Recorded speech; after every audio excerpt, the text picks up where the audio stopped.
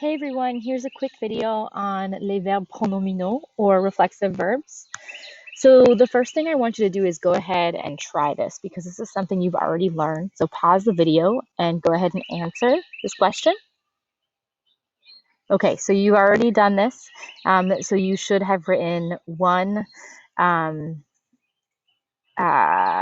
1B, 2D, 3, C, and 4A. So Alice se prépare pour la journée. Je me dépêche chaque matin. Les Duval s'amusent au parc d'attractions et toutes brossent les cheveux. All right, so as you know, reflexive verbs are things that we do to ourselves. So I want you to look at both images and tell me which shows a reflexive action. So washing your own hair would be reflexive because you're doing it to yourself. If we look at the example, the mom and the baby, so the mom is washing the baby. So technically that's not reflexive because reflexive verbs are only used for things that we do to ourselves. Okay, and generally that has to do with self-care. And we'll look at some other examples. So that's what I would like you to do now is pause the video, and I want you to think of some other reflexive verbs that we know of or that you've already learned. So again, a hint would be to take something that you do to take care of yourself or parts of your daily routine. And again, pause the video, and then when you're ready, you can continue. So I have some examples for you of reflexive verbs. On the left-hand side are things that we do as part of our daily routine. And then on the right-hand side are more idiomatic expressions that we use reflexively. So for example, s'amuser, which means to have fun. We're going to use that reflexively. So like, je m'amuse, or if I get along with somebody, I'm going to say, je m'entends bien avec quelqu'un. So again, they're not necessarily actions that we're doing to ourselves, but we use them reflexively. So I have several examples for you of the verb se promener, which means to go for a walk. So first thing we want to remember is that these verbs are not irregular, they're regular, we just have to conjugate them. And we also have to change the reflexive pronoun to agree with the subject, which should all be reviewed because we went over this in our last unit on direct object pronouns, indirect object pronouns, etc. Okay, so I have an example for you in the passé composé.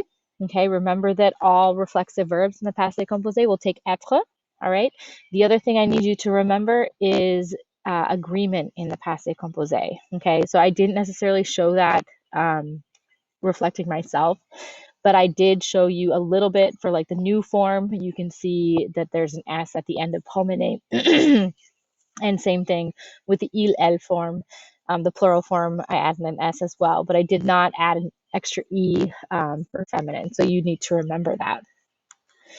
I also gave you the negative, so you could copy this down into your notes as well, because I know that you struggle with that. And so remember that when we do negation, you always put the negation around the conjugation, okay?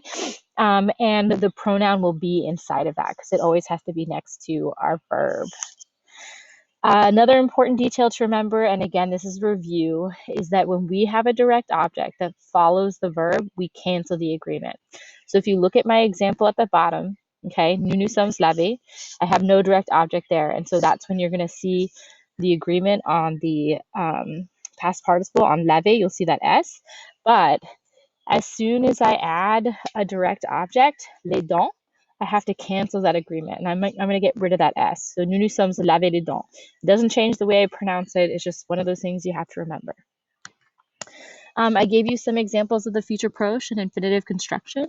I used a variety of different verbs here to show you that it's how it can work. Remember that we only conjugate one verb per sentence, okay? And then you also need to remember that the reflexive pronoun must agree with the subject. So for example, in the first one, je vais me promener. If we look at the vous form, vous préférez vous promener, all right? So we have to make sure that our reflexive pronoun, which will go in front of our reflexive verb, agrees with our subject. The last thing are commands. I find myself using a lot of these now when I'm telling Henry to wash his hands or get dressed or brush his teeth, etc. So they are helpful. And for the most part, very straightforward. The only thing you need to remember for reflexive verbs